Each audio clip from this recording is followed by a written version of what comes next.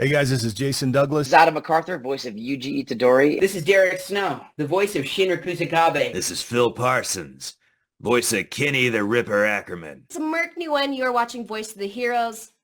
Take it away, Flea Boy. What's good, everybody? You know who it is and what it is. And if you don't, it's the one and only one, Flea Boy Jetson. And if you're tuning in for the first time, please don't forget to like, comment, and subscribe. And click that notification bell so you don't miss out on any discussions or interviews with your favorite heroes and villains from around the world. And today we got a very special guest joining us. You may have heard him in anime shows, like JoJo's Bizarre Adventure, Undead Unlock, and Seven Deadly Sins, just to name a few, or video games like Smite, Street Fighter 6, and of course, he is Adam Warlock and the hottest thing smoking right now, Marvel Rivals. Let's welcome Jordan Reynolds to this show. How you doing, sir? I'm good, Flea Boy. How you doing? Thanks for that was epic. I feel like it needed to be like on a stage, like I was like, oh man, I'm hyped. Let's go. Well, thank you so much for tuning in, man. We got a lot to talk about today. Definitely Marvel Rivals. Like I said, the hottest game smoking right now. And you are Adam Warlock. What was the audition process like for you? Man, it was pretty. I know people want it to sound glamorous, but it's just pretty straightforward. Like every audition, right? Every role I've ever gotten, for the most part. You know, there's some that have been just like because they think of you, but that's a very rare event, and that's after you've worked for a long time in the business, like I have. But I auditioned for it, so it came through my agent, my LA agent, and there was a bunch of roles, you know, and so I picked the ones that I felt that I could do the best, and next thing you know, I get the email saying, hey, you're booked for Adam Warlock. I'm like, cool. And you just don't know much about the game, right? So it's just like, and Marvel's made a ton of games. They have a lot of international games, right? And the local, like just mobile only games. Like there's a lot of different Marvel projects, and you can't predict. You never have any idea how big anything is ever going to be. You know, when did you realize it was a Marvel project off the rip? And did you know it was because Adam Warlock? Yeah. See, game developers are, makes sense because they don't want anything to leak. They're very, very, very, very protective of the information they send out to the voice actors to audition, because of just a few bad apples who have been like, guys, I'm auditioning for Adam Warlock. You know, there's been a few people. I get you're excited, but think they a few times that's happened on Twitter and whatnot, and it's made game developers incredibly protective. So but luckily they gave us the just basic character art. It wasn't what was going to be in the game. It was just like something from a picture of Adam Warlock in one of the comics, right? So every character had a picture that felt that emulated the version of that character on the script. So you had a picture, description of the voice, the tone, the breakdown of their essence, and clearly like this Adam Warlock is a lot different from the Guardians of the Galaxy. Yeah, I would say he is. Which I'm glad I honestly like. I do a lot of comedic roles, so I mean, I would have really had fun doing him. The just kind of whatever that you want to call him, brain dead. Yeah, how he was portrayed, right? He wasn't brain dead. He was just like a kid learning. So this one was clearly more of a stoic, more traditional, more comic accurate. Excuse me. Yeah, I would say. Yeah, which is pretty dope because he's one of, I believe, everybody's strategist favorite. One of them. Now, my thing is, do you play the game? Have you played them? Dude, I do, man. I play and I stream, and I play with the chat. What's your stream? It's just Jordan Reynolds. It's just for Jordan Reynolds on Twitch. Oh man, I gotta check you out one day, man. I definitely play the game, and I'll probably raid you. I'll definitely play some Marvel Rivals. I actually got a $1,200 tournament coming up on the 28th. All right, console or PC? On console. Yeah. Are you on PC or console? I'm on PC only, but I haven't really comped much, but I just do quick plays, Oh, I that's let the me fans too. play as too. Warlock. It's fun. Like, how excited is that to play as your character? It's pretty awesome because I've been in over 100 games at this point in my career, and I've probably only had the time / interest. It's mostly just time though, to like get the game and go into it, to find that character, right? Because every game is different, right? This game, you literally pick a character, you can start hearing them talk and do things with them. Whereas in other games like RPGs, for example, you have to play like 14 hours to discover your character. So I go look it up on YouTube, so I can see how it turned out. So I haven't really played many games that I'm in. But this was the first one that appeals to the very small amount of gamer. Like my gaming is this narrow, which is tactical FPS. So I'm a Counter-Strike guy, like old school Counter-Strike. I know it's toxic, so I ignore all that, but I love the game so much. Valorant, when it came out, I Oh, love that Valorant. was a good one. So I played the shit out of that, and then when this came out, I'm not used to the chaos of the like Overwatch like style of this game, so that's been a little because that's a learning curve for me. But man, everyone's been so nice, and everyone's been so supportive, and everyone's giving me tips to play Adam better, and so I play like usually once a week, and I've been streaming it just this month, and I just can't get over how everyone's just so sweet. The community is amazing. Like I'm just used to when I solo queue in other games, not the voice or whatever, doesn't matter. It's just like you just usually are getting a lot of assholes, trolls, Yeah, true racists, you indeed. name it, man. Just saying, just like the worst shit you can ever. This is family. Sorry, I'm cursing a lot. Nah, that's all right. But there's just the stuff people will say, like, and so that's been real disheartening to me because people were talking like that when I was younger, and then I had a big gap of not gaming, like 10 plus years, and then I got back into it in late 2019, and I was like, oh god, that's still terribly toxic. it's just a new flavor of toxic, man. So, however, being, of course, people are gonna perhaps treat me a little differently because I'm the voice, so I understand there's that they're gonna not be quite an asshole, but there's still assholes out there. I will tell you this, and this has been nice. Is all I'm saying. Is Rivals, the community has been so sweet, and I like it's just a big love fest, which is what we all need right now. Yeah, I will tell you this, right? I have a community on Marvel Rivals on Facebook with over 30,000 people. Damn. And it's really different because I accept the polls. I accept the get in there. members. I'm an admin. Yeah, definitely join. I'm definitely gonna post your interview in there. All right, I'm looking you up right also now. voted What's for it called? you. It's called Marvel Rivals. It's 30. Yeah, just straight Marvel Rivals. It's 32,000 people, I believe, in it. You can follow up, and they're pretty decent people. No, you don't get them. You get a couple of people complaining about people picking too many duelists or things like that nature, but no toxicity, crazy stuff like that. And if it is, man, but it's a really rounded and great community. If anybody's watching and you want to join, we also do tournaments every month at the end of the month for money. This one is 1,200. Next month it's your tournament you're running. Yeah, it's my tournament. Cool, I also do tournaments for anime games like Naruto, the Boruto, Shinobi Striker, and stuff. That's where I originated from, hosting and things like that. Yeah. But let's get back to you. Are there any other characters that you auditioned for?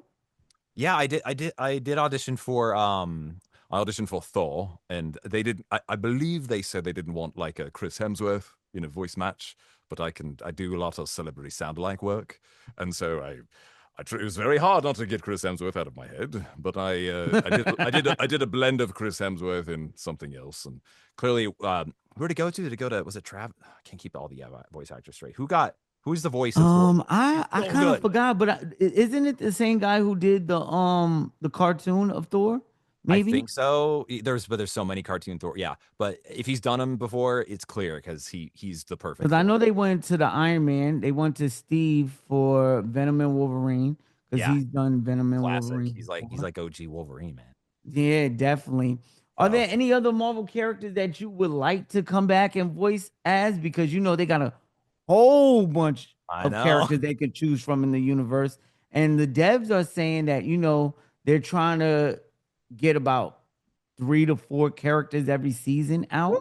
Dude, that's crazy. That's some commitment, man. I don't know how they do it, but they're doing it. That if I'm ever allowed to be another character, which I would totally understand why they wouldn't, and honestly, I would rather it go to another actor. So just keeping it real. I wouldn't want it to be like, oh, I'm 5 voices. Cool.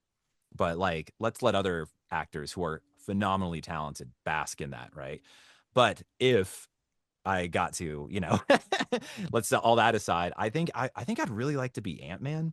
Because Ant-Man, like I'm Oh, pretty like higher energy, snarky, kind of like I really relate to at least the Paul Rudd version I can see it. I can of see him. it. Not the I can voice, not actually like hear it. Even yeah, with your yeah. regular voice, I can hear it. Yeah, because Adam, he sits down here. He's in my lower register, and he's very smooth and very controlled. Whereas Ant-Man is just kind of like more closer to me. So I could actually see it. I love it. What's yeah, one of your favorite lines from Adam Warlock? oh, dude. Well, other than hold on, I got to do this for effect. Other than born again, or what's his other line? Yeah, rise, my friends. I love it. I love it. Like, I you love when gotta y'all have get into that. character. Those are my favorite. It's kind of you have to, but on a serious note, I really relate to a lot of what Adam says in his lines in this iteration of Adam, which is he's just trying to stand for good. So one of my favorite lines that he says, I just wrote it down because I didn't want to mess it up. Because believe it or not, I don't have every line memorized, unfortunately. But I love the line. In a world consumed by darkness, I will gladly be the light. So that's I just think that's like what we really need right now. I'm not saying like me and that, but like that's kind of a motto I'm trying to live by. Just as, and it's something I already did, but right now we all just feel there's just so much hate in the world, and just like there's a lot of darkness. There's always been darkness, but it feels very extra dark right now everywhere for a lot of people. Everyone's going through some horrible shit right now. And to be able to portray a character who represents that and who I really connect with on that, because I try to shine light on anyone that I come into contact with in my daily life as much as I can. Even when I'm feeling crappy, I try to. I may not do my best, but I feel like we all just need to uplift each other right now because everyone's going through it. So that I like that line a lot on a serious note. Amazing. I love it, to be honest, especially the explanation you had behind it. Man, I love it, to be honest. Thanks, man. Growing up, was you more of a Marvel or a DC fan? So growing up, I'm like a kid of the 90s. So what Marvel, like, so first of all, I don't know what it was. Maybe because we were pretty broke, but I didn't Saturday have morning comic books. cartoons. Yeah. So I only had the media stuff that was coming through. We couldn't even afford cable. So, but luckily, what my exposure to superhero stuff was Superman, Christopher Reeves, the OG, 19, I think it's 78, 79. That I was obsessed with that movie when it came out. And my mom like handmade, a cape and like some red underwear, and I'd fly around the house. Just like singing the song Superman. And then X-Men 97 was really not 97, but the OG actual X-Men in the 90s. That was my real exposure to like the Marvel universe, because I didn't have comic books growing up. Me too. So, I'm not even okay. gonna lie. Well, I had comic books, but X-Men was my first. X-Men and Spider-Man was my gateway into the Marvel universe. Yeah, man. Did you see the documentary with with Reeves? Dude, I'm not ready. Like, I need to be in the right mindset for that. Dude, I saw the trailer and I'm like, my wife and I both watched the trailer and we were like already in tears. I'm like, this is gonna be really hard. Yeah, I need seen to it, be man. in the right It's really headspace. good. It was a And good. how do you, since you was a Superman fan, how you feel about James Gunn's iteration of Superman? Dude, I'm not gonna lie. I was worried, not just because not just anyone, if it was James Gunn or not, but like, dude, it's that trailer is really promising. That guy, he really captures, like, he really kind of seems like a blend of Henry Cavill and Christopher Reeves. I think Henry's phenomenal. Yeah, me too. I really enjoyed him as I think I'm Hollywood it's a tough game, so I know he really wanted to continue to be that, and I respect it. But everyone's gonna make their own version, but I'm pretty hyped for it. I'm not gonna lie. Yeah, I'll be there opening night. Now, you brought up your wife, right? Marvel Rivals recently tweeted out and posted that the voice actress of Storm married Juno, and you are actually married IRL. Yeah. How? Yo, that's just mind blowing. That's so dope. Tell us, man, how did y'all meet? Dude, we met at a voiceover conference. So yeah. Oh, that's amazing. How long y'all been married? So I mean, we've been together for 10 years. So the official marriage stuff. Congratulations. Yeah, we're gonna lock that in. But like you know, we're married. We've been living together for pretty much a decade. So you know, share the same bills, everything. So but yeah, we met at a He voiceover said conference, shit.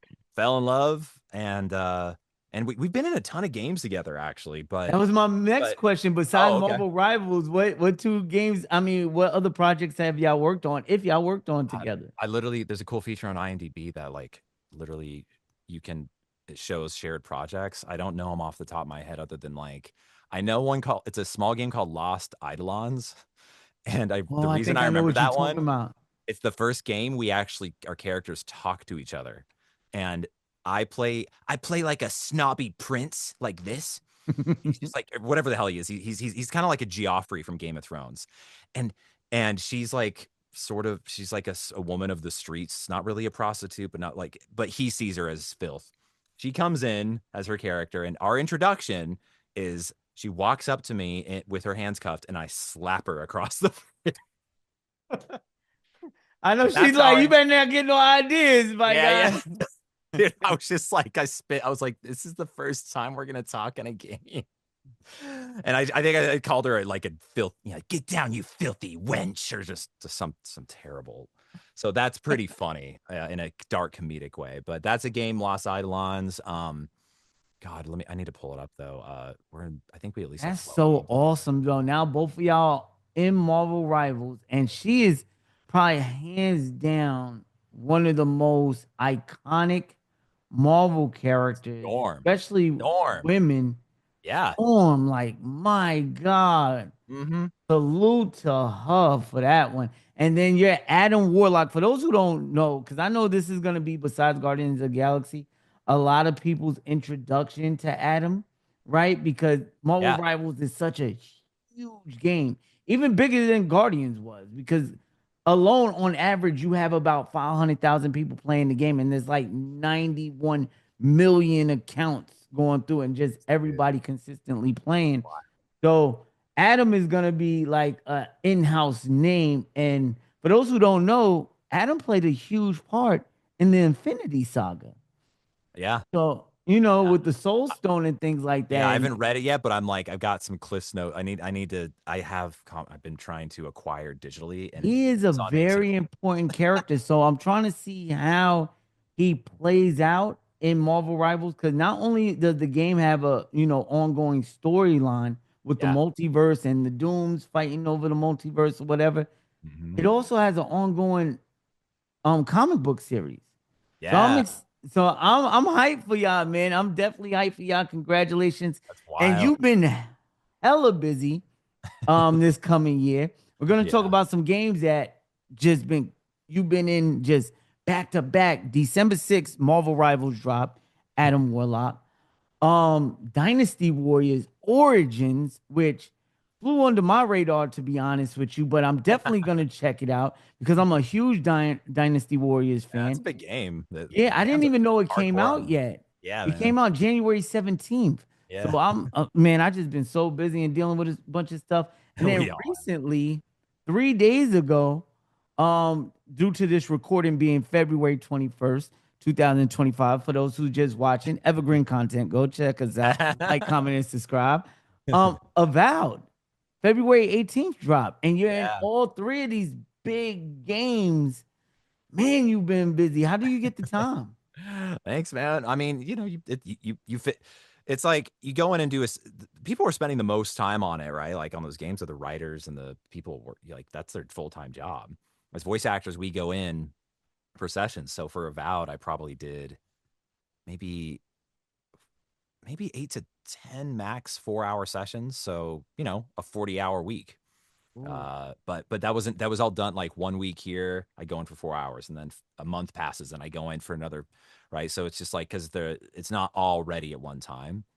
So yeah, like a lot of our time is spent auditioning, right? Like we're auditioning a ton every day. Sometimes I'm spending hours auditioning. Just so that's, not getting paid, just like, here's an opportunity, read this for free so we can consider you for the job amongst hundreds of other actors. So we spend a lot of time auditioning, and then we fit in the gigs when those bookings come in. So we're like Uber drivers, but with our voice, it's just like we're just like the gigs aren't handed to us. We have to earn it, right? And by auditioning, but yeah, so find the time we can. But yeah, the gig when you get the job is auditioning, the gig is the cherry on top. I know it sounds kind of corny, but it's like that's how you get that's how you get paid, is by auditioning great and training and working on it. Then you get paid for all that. Now, maybe one of the reasons some of these games flew under the radar for me, right, is because there hasn't been a lot of promotion like there usually is from the actors and things like that. And that's mainly due to the SAG strikes and things like that. Yeah. What's your position in that, and what's your take on it? Yeah, I mean, to really summarize for those who aren't familiar, SAG-AFTRA, the actors union, they've been trying to negotiate for years with the big game developers to say, hey, can you put in a contract that you won't take the voice actors recordings that you've had in your database over years of recording, and that you're not going to either make an AI version of their voice so you don't have to pay them for like a sequel to the game, right? Or they have 4 new lines, but they don't want to hire the actor to come in. Oh, we can just put him into an AI, because AI has gotten really, really, really good, and it's only getting better. And the actors at the union, on behalf of the actors, have just said, "Hey, game devs, you're not going to AI the voice, right?" No, a lot of these game devs said, "Of course not. We would never do that." And they're like, "Cool, okay. Well, would you put it in writing to make it legal?" Yeah. And they're like, "No." Oh, okay. And then so that went on forever. And then it just pushed us to the point where us as actors and as a union, we're like, we got to strike. And the strike means that we stand in solidarity, and we're not there's a ton. I mean, the amount of work I've done recorded games wise is this compared to what I'm usually doing because of the strike.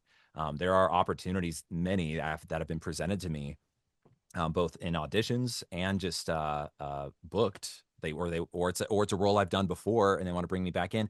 And if they're not on the temporary contract that SAG has put together, saying, "Hey, you can sign this, and this says we will not AI their voice." All these developers like NetEase, thank you, who made MarvelRivals, and Psy Games, who makes the Grand Blue Fantasy games that I'm in, is Siegfried. They signed that immediately. So I've been able to work on those games.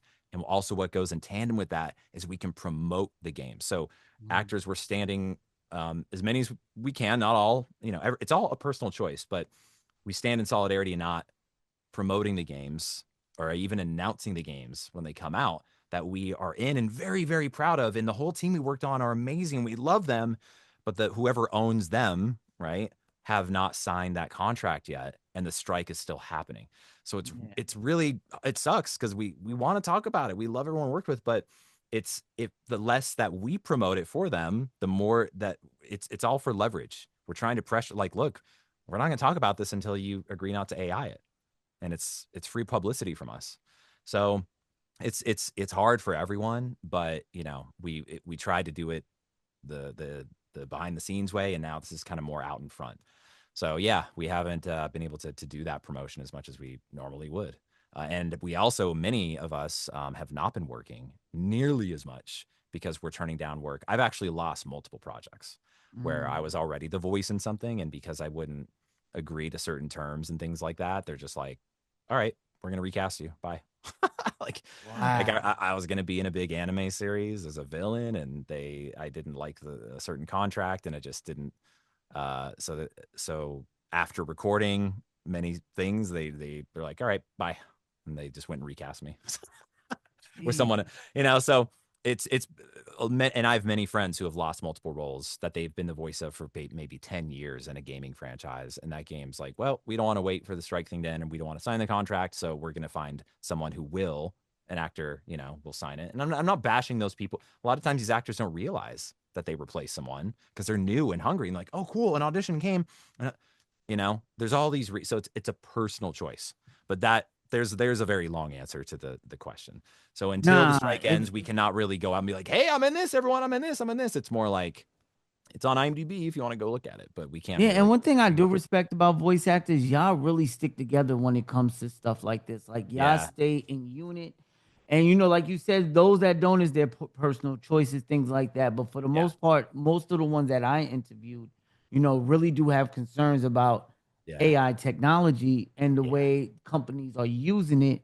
So, it feels good that at the end of the day, you're standing up for something that's right and something that you believe in will benefit your community and your peers as well. Speaking of your peers in the community, I want to ask you a question, right? I want to get your Mount Rushmore of voice actors.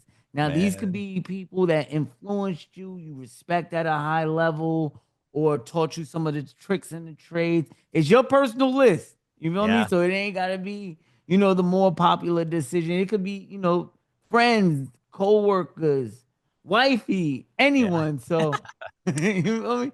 Yeah. Who's your Mount Rushmore of voice actors? Oh God, I'm glad I got this question ahead of time because I really had to. I I am gonna go more of that route of just like the epicness of like who have just left such a stamp of influence of Yeah. of work. Um, but obviously, first and foremost, Mara Juno, my wife, she's like I'm her biggest fanboy. I'm like, can we give me an M? Give me an M. I'm just in the corner. Let's I'm like, go. I'm just like, I'm her biggest fanboy. I respect it, She's the man. You queen. got to be the support. You got to support her, man. Yeah, exactly. That's dope. So That's she's dope. on there first and foremost. It's kind of obvious, but other actors, man, like I gotta admit, Troy Baker. I know but like he never like his work is so good. Like he has been so many big roles, and he is just so consistently amazing in his acting. So Troy Baker's up there. Rob Paulson, he's the voice of wow, Wacko in the Animaniacs. No, Yakko. He's Yakko. He's Yakko. the skinny one. So from Animaniacs in the 90s. And he's also Pinky. He's the British mouse in Pinky and the Brain. He's also he's a Carl Weezer in is it I forgot the show. I'm brain dead today. But he had a podcast called Talking with Tunes that I listened to driving in between my IT job I had for years. And he interviewed all these great voice actors, and I just fell in love with him as a person because I like, not in a romantic way. Is it still ongoing? Oh yeah, man. Yeah. I got to check it out. What's the name of it? Survived throat cancer. Like, he's a voice actor. Rob Paulson. Rob Legend. Paulson? Yeah. No, I mean, not Rob Paulson. Not the name of the podcast. Oh, I think check it out. Talking Tunes. Talking Tunes? I think he's done different. I think he has a YouTube version and a just podcast, but like he's great. But other names, dude, I gotta put respect out for June Foray or Foray. I'm not sure the right way to say it, but she's the voice of Rocky and Bullwinkle, the little squirrel. But she was literally like the voice of because women didn't get a lot of VO work back in the 40s through the 70s, which was her heyday. And she's like the voice of every woman you hear, and she's so versatile. Mel Blanc, the old the brothers, GOAT. like he's the GOAT. And then Jennifer Hale, Kevin Michael Richardson, Frank Welker. Frank Welker is she's like every creature you've heard for the most of your life from the 80s on is pretty much Frank Welker. And then later on, especially like in the early 2000s, D. Bradley Baker. They do the things they can do with their sinuses and their voice is insane. So that I could go on, but like those are ones I just admire so much. I just look up to them so much. What's up? Are there any a lot of people really push back when it comes to live adaptations of anime shows. Some of them been good, like Ramon and Kenshin, excuse me, on Netflix. That's been good. One Piece series was pretty good. Some of them been on borderline of fans not feeling it, like Bleach and Cowboy Bebop, things like that. Are there any animes that you took part in that you would like to see become a live adaptation, or would you like to leave it as is? Oh man, that's a tough question. Because you've been in some good ones. Yeah, I have to say probably I have to pick two.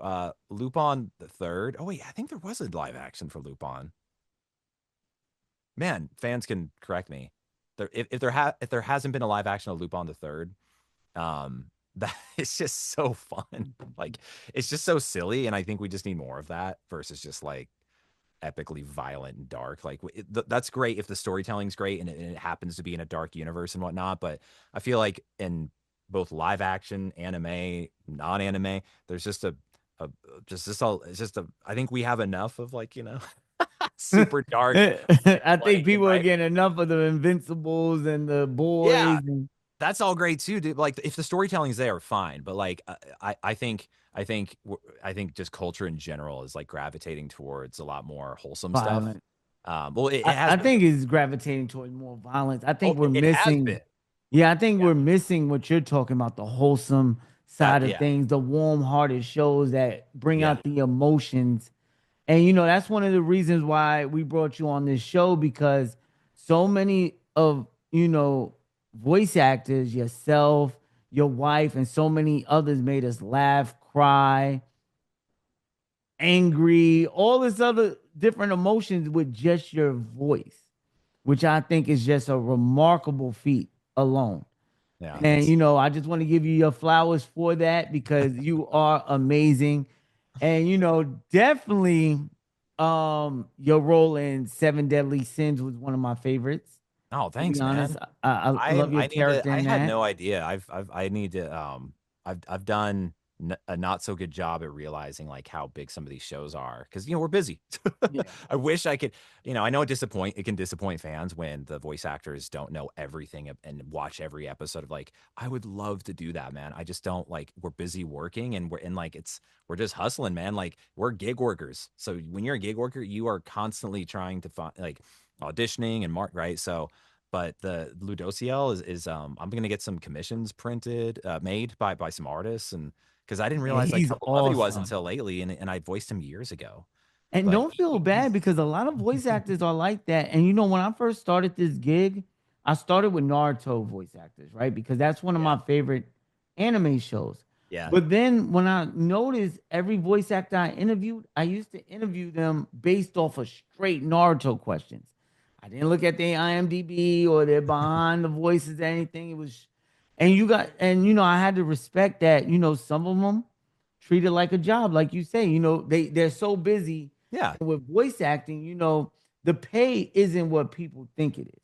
So they got to go from job to job to job to job. It is not. Yeah. And when you have some of these voice actors who've done 500, 600 different characters or whatever. They don't have time to sit there and watch a 700 episode series. Dude, I know. And tell you what took part in all of it. Yeah. So, I can understand that, man. But still in all, y'all work is amazing. I want to thank you so much for coming on the show. But before I let you go, right, are there any upcoming projects or conventions? Because you talked about, getting some printouts published. Yeah.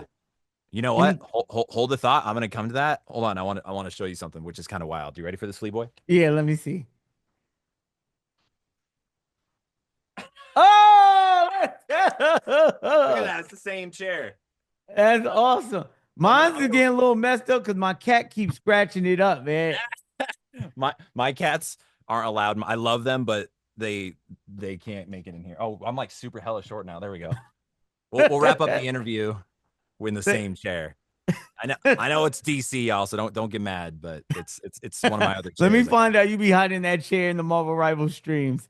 Like, I'll bring the casual joint out. No, I know Secret Lab doesn't want to hear this, but this chair, it looks cool, but my God, does it hurt my ass? Like I'm not like I had to get a different and that chair right there, I believe is more expensive and more comfortable, the one you were sitting in. Yeah, that one's old. That one's old though. I have another one over there actually on my gaming PC. I'm not gonna get that out. It's too many chairs in one shot. But yeah, I'm like super ergonomic because I got real bad carpal tunnel when like in my early 20s when I worked in the office because I like slouched and my wrists were all pressured. So I'm like super aware of like really good lumbar support and like keeping my stuff straight. So this chair makes an effort to do that, but for my body it's just like I don't know, it doesn't fit. So I got more of like a mesh chair. Well, anyways, okay. Oh yeah, you asked about like yeah, so I have 2 signing events coming up. Only one I can give you the specifics on. It's on Streamily, so I'm sure you've heard of that. So Stream and then ILY. A lot of voice actors have been going to that. What is that? An app or a website? So you know how like there's two ways you can get voice actors to sign something, and either pay a bunch of money and go to a con and fly into the con, right? Which is great because you get to actually meet them. It's super cool. But not everyone can afford that. So then you got Streamily, which is a website where they facilitate, they handle the storefront where you pick which art you want, write, a message to the voice actor of what you want signed, and then you just hit pay. And then you can either have it signed offline, so you just receive it in the mail and signed, or you can, we have an event, mine's on March 26th, where you can order it way ahead of time or literally the hour before my time slot. It's at 3 p.m. and pick your Adam print and message, put it in the cart, and then I will sign it live on as many, probably Instagram is definitely gonna be one I'll be streaming to, and TikTok if I can like dual stream it. Gonna try to figure that out. So that's coming up. Awesome. I'm getting some more. So And what day is that coming out? Sorry, when's this interview coming out roughly? I'll probably put this out sometime during next week, like through Monday or Thursday. Okay. Well, keep an eye on my Streamily until the date because I'm getting some really good art commissioned. Matter of fact, where can we keep our eye on that at on social media? Where can we find you at? Yeah, I'm mostly around on Instagram, TikTok, and Twitter. And everything. I'll forever call it Twitter. Everything Jordan Reynolds. Yeah, it's not. No, some other guys taking them also on. It's Jordan's Voice on most of them, and then on Twitter. But if you literally just search for Jordan Reynolds, the name, I'm the one that has the most followers. Definitely. Matter of fact, I'm definitely gonna leave you a follow myself. Heroes, villains. Make sure you go in the comment section or the description. Links will be in there. Give my guy a follow. Also follow him on Twitch. Links will be there. Yeah, and man, check come out play with Marvel me. Rivals. Come play with me. Yeah, link up, man. Come through. Don't be a douche though. Don't come. No, I'll ban you. Or I'll block you. And I'll DM Netties, get you banned for life. I'm just kidding. And always remember to love yourself, pass that love on, and love others. And if nobody told you so, just know we love you here on Voice of the Heroes podcast. Until next time, remember, don't forget to like, comment, and subscribe. Also, let us know what hero or villain you would like to see next on the podcast. Jordan, it's been an awesome time talking to you. It's been great, Flea Boy. Until Thanks next for having me. time. Sing it with me, pretty Cali, pretty Cali.